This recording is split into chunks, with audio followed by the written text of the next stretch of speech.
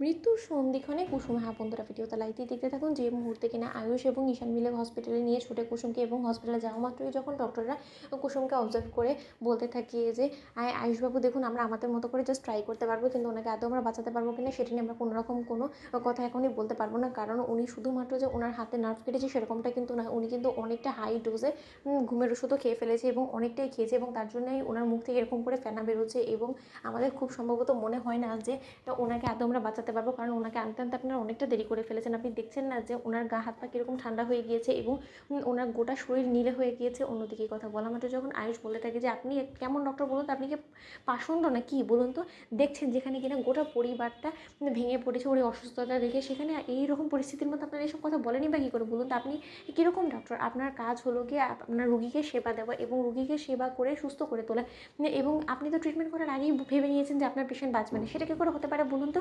আপনি একবার ওর ট্রিটমেন্টটা তো চালু করুন, আপনি একবার ওকে চিকিৎসা করে দেখুন যে ওকে এত বাঁচানো যায় কি না।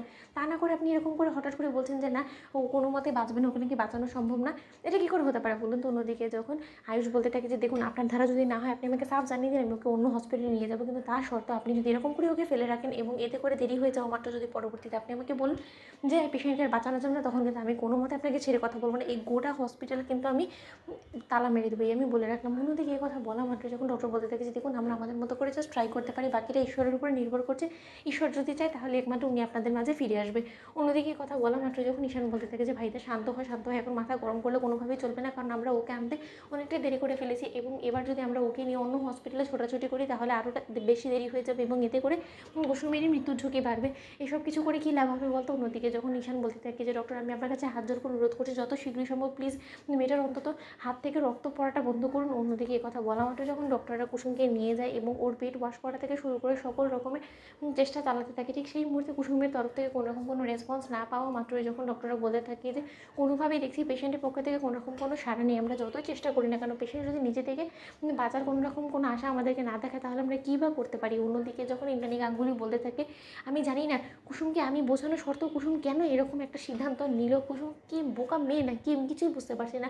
শঙ্কর, তুমি কী করছিলে বলো তো? তুমি তোমার মেয়েকে বোঝাতে পারোনি? শুধুমাত্র এরকম অপমান অসম্মানজনক একটা কাণ্ড ঘটেছে বিধায় এটার যে একটাই মাত্র সলিউশন, সেটা হলে গিয়ে আত্মহত্যা। সেটা কে বলেছে তোমার মেয়েকে বলো তো?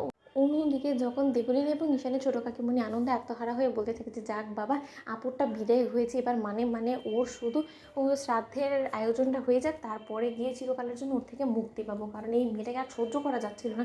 তুমি যে এরকম একটা জবরদস্ত প্ল্যান করবে দেবলীন, আমি কোনো যেন ভাবতেও পারিনি। যদি এই প্ল্যানটা তোমার মাথায় আগে আসতো তাহলে তো অনেক আগেই মেয়েটা আমাদের পথ থেকে সরে যেত। তো বন্ধুরা, লাইক এবং শেয়ার করে সাবস্ক্রাইব করতে ভুলো না।